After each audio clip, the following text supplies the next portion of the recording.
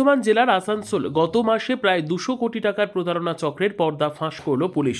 গোপন সূত্রে খবর পেয়ে কন্যাপুর ফাঁড়ি ও আসানসোল উত্তর থানার পুলিশ যৌথ অভিযানে গত রবিবার রাতে কলকাতা থেকে গ্রেপ্তার করা হয় নাদিম নামের এক ব্যক্তিকে। তার সূত্র ধরে ধরা পড়ে বিজয় পণ্ডিত সহ 3 জন।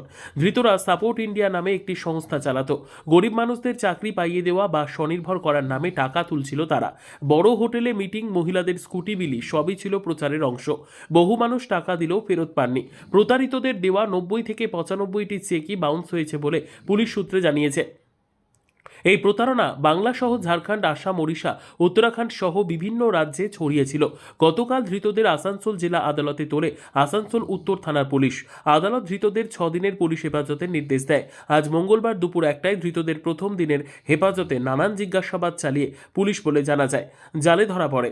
তদন্তে আরও তথ্য উঠে আসার সম্ভাবনা রয়েছে। কাজল মিত্রের রিপোর্ট, নিউজ সমাজিতৈষী।